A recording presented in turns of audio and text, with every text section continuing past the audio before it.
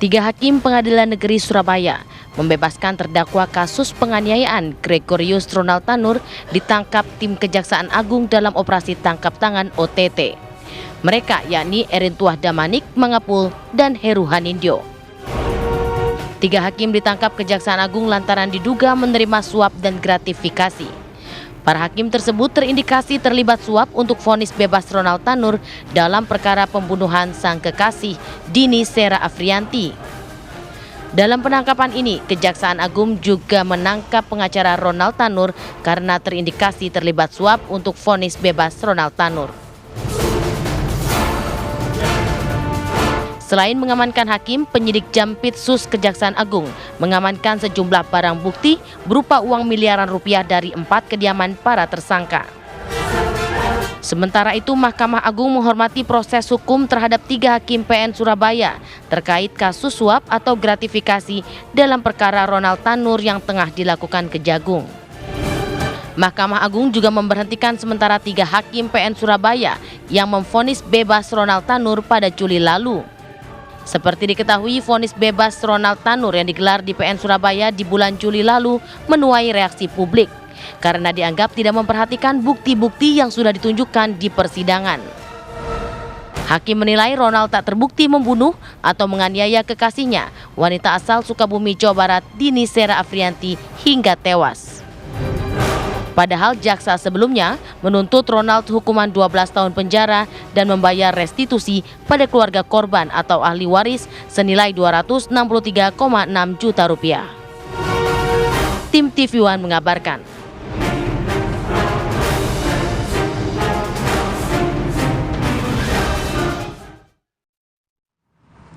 Ya, pemirsa, Mahkamah Agung ini menganulir putusan bebas Gregorius Ronald Tanur dalam kasus penganiayaan Dini Sera, di mana putusan kasasi MA ini juga menjatuhkan hukuman 5 tahun penjara terhadap Ronald Tanur.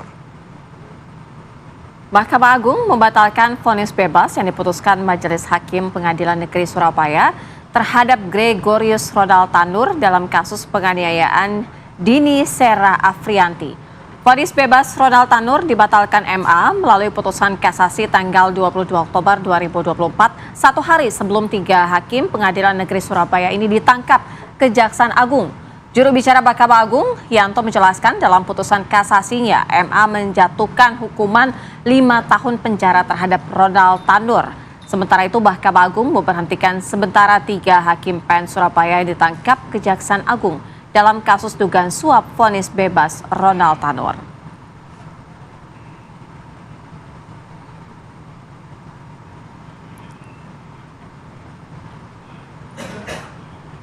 Langsung saja pemirsa, kami ajak Anda untuk berdialog di pagi hari ini mengenai apa yang sudah kita sampaikan sebelumnya, bahwa 3 hakim yang membebaskan Ronald Tanur ini ditemukan adanya suap. Ya. Kita hadirkan, sudah ada di studio bersama kami Bang Habibur Rahman yang merupakan Ketua Komisi 3 DPR RI. Selamat pagi Bang Habib. Selamat pagi. Selamat pagi.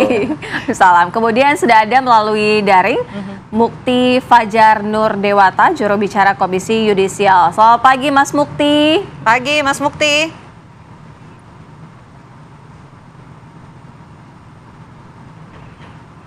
Oke, Mas Mukti, baik, audionya kita masih sambil menunggu audio ya. Kita ke Bang Habib. Ya. Bang Habib ini baik. Selamat pagi. Bang Habib, sebenarnya penemuan dari Komisi 3 DPR kan sebelumnya ya juga sudah ditemukan ada beberapa kejanggalan. Tapi paling tidak yang paling krusial yang ditemukan bahwa memang sudah ada indikasi kesalahan yang dilakukan oleh hakim ini, apa saja yang ditemukan? Ya, kami menggelar rapat dengar pendapat umum dengan keluarga almarhumah Dini Sera setelah tiga hakim tersebut memutus bebas terdakwa. Nah, dari situ kami memanggil Komisi Yudisial juga, mengundang Komisi Yudisial. Ternyata ada beberapa temuan yang sangat-sangat menarik. Yang pertama, adanya perbedaan antara vonis yang dibacakan dengan yang tertulis berkasnya, ya kan? Lalu adanya apa saja yang perbedaannya macam-macam dan signifikan ya. Yang kedua soal pengabaian alat bukti CCTV. Padahal kan CCTV itu penting sekali untuk melihat bagaimana korban almarhumah ini dilindas. Iya. Ini saya sampai merinding kalau melihat ini ya. Sudah Karena jelas begitu buktinya jadi ya. oleh keluarga Dini Sera itu ditunjukkan dengan jelas bukti ya, bekas lindasan mobil di paha almarhumah di AA ya. Nah, itu. Lalu ada beberapa hal lagi yang memang sangat membuat kami curiga, ini pasti ada sesuatu sehingga hakim bisa memutus bebas terdakwa. Lalu kami rekomendasikan 3 hal. KY pertama memecat 3 hakim ini, ya kan? Kemudian kami minta jaksa untuk mengajukan kasasi, ya. Dan sekaligus nih jaksa ini sekaligus melihat jaksa dan aparat penegak hukum lainnya, kepolisian dan KPK melihat kemungkinan adanya suap. Saya ngomong di media waktu itu, tolong dicek rekaman telepon, CCTV di ruangan hakim dan lain sebagainya. Yang ketiga, kami minta kepada imigrasi untuk mencekal si terdakwa ini, Ronald Tanur. Ya, tiga-tiganya alhamdulillah dilaksanakan dan terbukti. Ya, kemarin yang kami bilang jaksa atau aparat penegak hukum untuk menyelidiki apakah ada sesuatu yang mencurigakan di balik aktivitas 3 hakim ini, ternyata oleh jaksa langsung dilaksanakan, diikuti semua. Dan ternyata terbukti begitu. Dengan peralatan yang cukup canggih, alhamdulillah. Ya, kemarin 2 hari yang lalu malam-malam Pak Jaksa Agung telepon saya, Pak Habib izin melaporkan yang di Surabaya sudah kami tangkap. Waduh. Jadi benar-benar ini aparat penegak hukum kita ini semuanya kerja maksimal. Kejaksaan kerja maksimal, imigrasi kerja maksimal, KY kerja maksimal. KY jangan lupa ya, KY ini merekomendasikan pemecatan 3 hakim ini. Ya. Jadi pemberhentian benar-benar diberhentikan ya, karena melakukan pelanggaran berat. Nah, jadi sanksi berat kemudian imigrasi melakukan cekal. Jadi semua ya aparat terkait maksimal melakukan tugasnya dan hasilnya luar biasa bagus. Kemarin bukan hanya putusan kasasi menganulir putusan vonis bebas walaupun cuma 5 tahun. Ekspektasi kita kan 12 tahun kan. Kemudian juga kejaksaan bisa menangkap 3 hakim berikut 1 pengacara tersebut dengan alat bukti yang amat sangat meyakinkan. Ini nggak gampang juga kerjanya sudah disampaikan ya. Bisa ketemu buktinya di rumah masing-masing ya. Ini benar-benar prestasi yang bukan sekedar kuantitatif, tapi kualitatif. Dengan satu prestasi ini, para penegak hukum itu sudah memberikan keadilan kepada masyarakat. Nah, ini rasanya sangat kualitatif. Nah, ini kita perlu apresiasi. Oke, Bang Habib, tapi saya mau mendalami soal perbedaan putusan. Itu poin-poinnya apa aja sih Bang yang berbeda begitu dengan apa yang kemudian dibacakan? Macam-macam ya, nanti mungkin teman dari KAI bisa jelaskan ya. Tapi yang jelas ada beberapa pertimbangan ya yang tidak ada ketika berbentuk tulisan. Apa disampaikan dengan yang berbentuk tulisan. Jadi kan hakim itu kan seharusnya membaca sesuai dengan apa yang ada di atas kertas itu. Ternyata begitu ditanya, ternyata ada perbedaan-perbedaan. Baik, kita dalami ke Prof. Mukti ya. Prof. Mukti, apa saja temuan dari KY yang menandakan bahwa memang ini terjadi kejanggalan yang sangat-sangat besar begitu? Ada perbedaan pembacaan putusan begitu? Iya. Ya, selamat pagi Mbak Vena, Mbak Sera, Bang Habib. Pagi, Pak. Juga Pak Mesa. Jadi memang pada saat ini kasus ini kan bagi KY jadi serial ya. Jadi serial pertama itu pada saat putusan bebas itu. Di putusan bebas itu kemudian kita lakukan pemantauan, kemudian kita lakukan sampai pada pemanggilan saksi pemeriksaan dan seterusnya sampai juga pemeriksaan terhadap hakimnya. Dan memang ditemukan tadi sudah disampaikan pada Bang Habib tadi mengenai perbedaan antara apa yang disampaikan atau dibacakan oleh hakim dengan apa yang tertulis.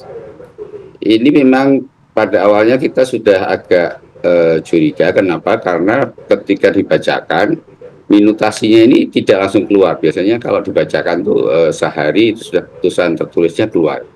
Ini sampai mundur 6 hari. Dan kemudian kita cek ulang dan benar memang ada perbedaan. Yang mendasar yang cukup pokok itu adalah mengenai beberapa argumentasi mengenai alat bukti tadi yang tidak ada kemudian dimasukkan dalam pertimbangan. Kemudian satu lagi mengenai ya rekaman, kemudian hasil visum dan sebagainya.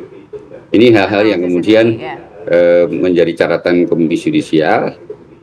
Ini masuk kategori pelanggaran berat, sehingga kami langsung merekomendasikan untuk pemberhentian melalui permohonan kepada Mahkamah Agung untuk menyelenggarakan sidang MKH, yaitu Majelis Kehormatan Hakim, di mana sidang ini adalah sidang yang memberikan putusan pemberhentian baik dengan hak pensiun maupun tidak dengan hak pensiun. Demikian.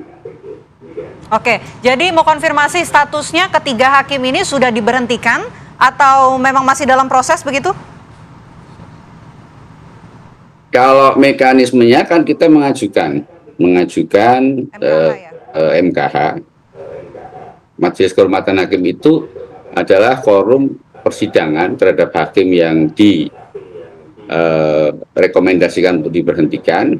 Itu diselenggarakan oleh majelis yang terdiri dari Komisi Yudisial dan Mahkamah Agung.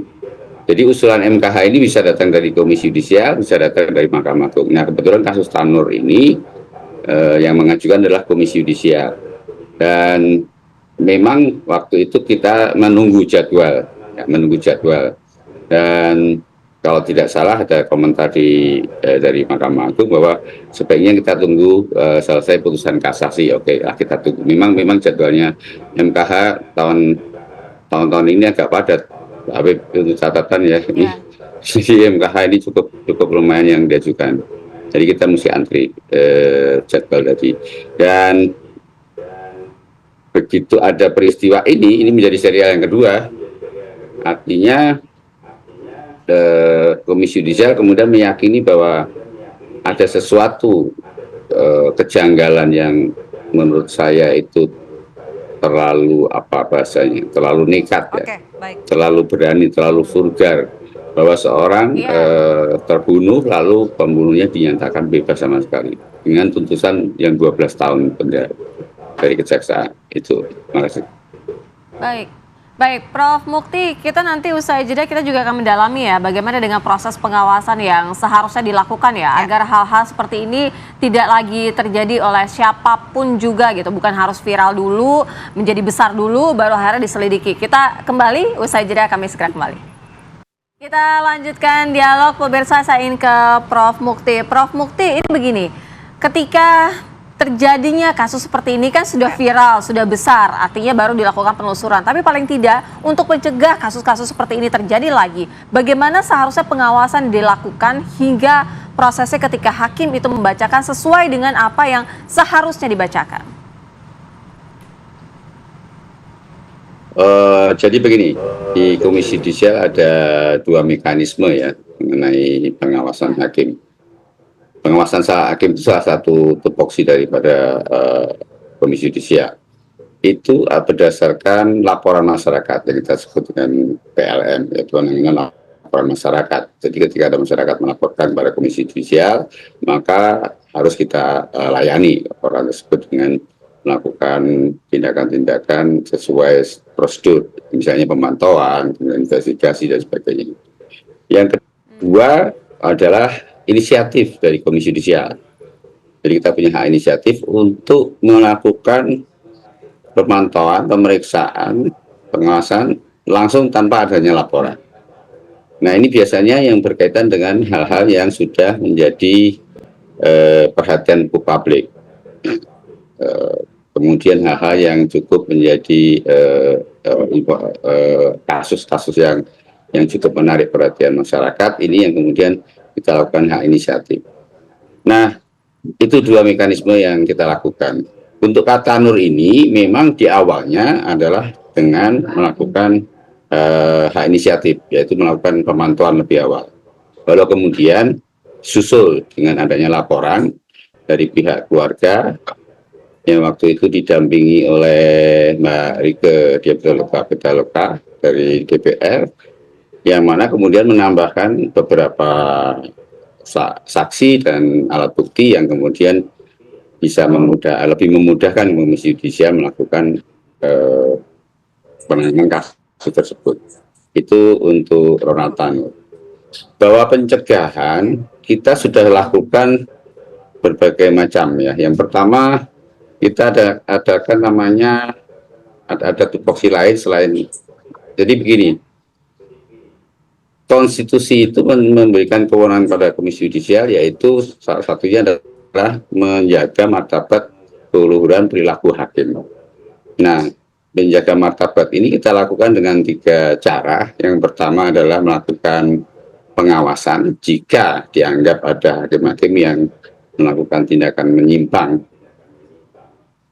Kemudian melakukan advokasi, melakukan perlindungan ya kepada hakim-hakim yang ketika menjalankan tugasnya sudah benar tetapi mendapatkan tekanan, mendapatkan ancaman, mendapatkan intervensi dan sebagainya.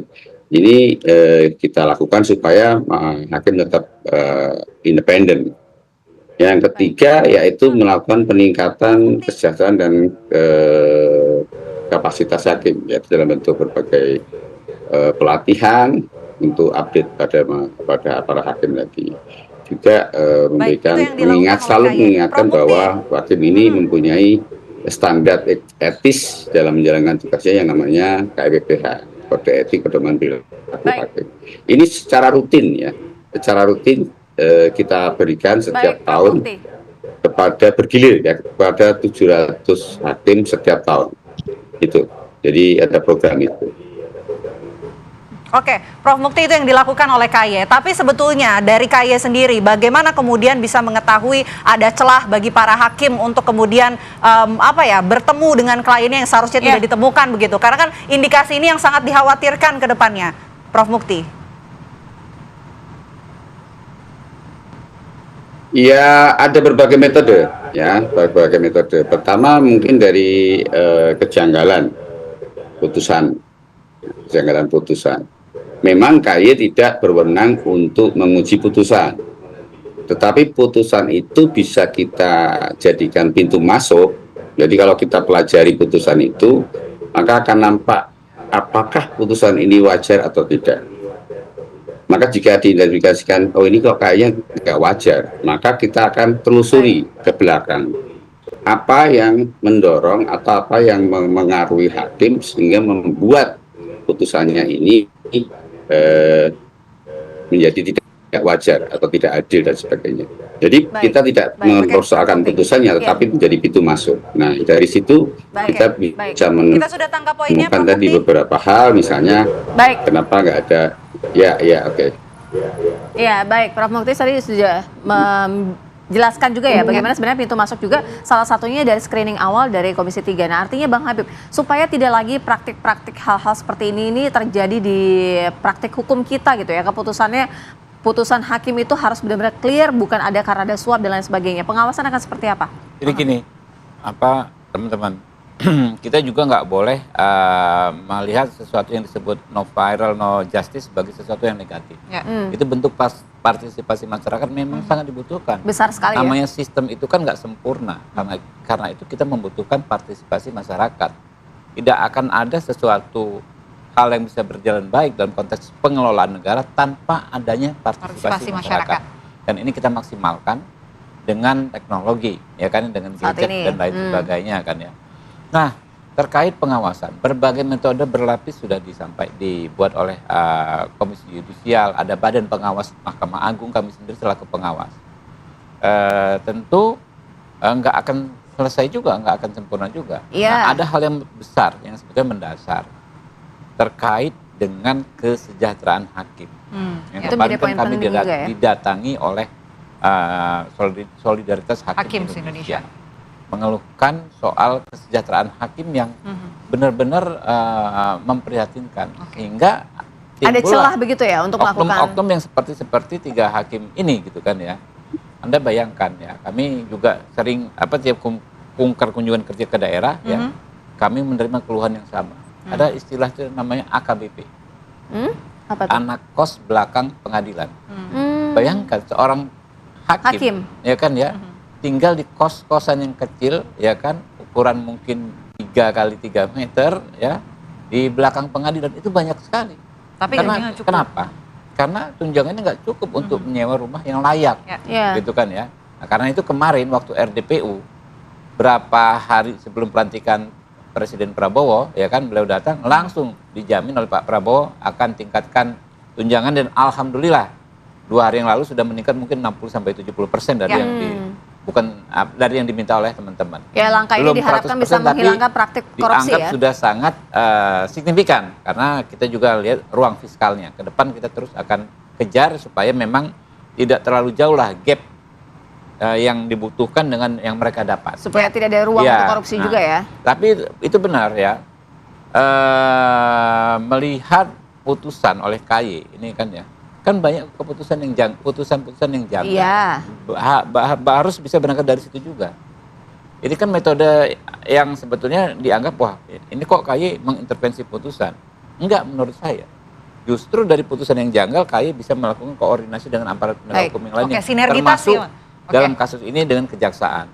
Ya, ini benar-benar contoh kasus bagaimana beberapa institusi penegak hukum bisa bekerja sama dengan baik, ya kan, mengungkap kejahatan di dunia peradilan. Iya, artinya kita sama-sama berharap ini tidak akan ada lagi kasus-kasus seperti ini ya. Terima kasih Bang Habib, terima kasih juga Prof Mukti sudah bergabung bersama kami. Kita nanti juga akan menghadirkan sejumlah informasi penting lainnya. Dialog utama kita nanti kita akan hadirkan pemirsa, di mana para jajaran menteri dan juga wakil menteri di Kabinet Merah Putih mengikuti acara pembekalan. Pagi ini dimulai ada agenda baris berbaris. Kami hadirkan selengkapnya sesaat lagi pemirsa.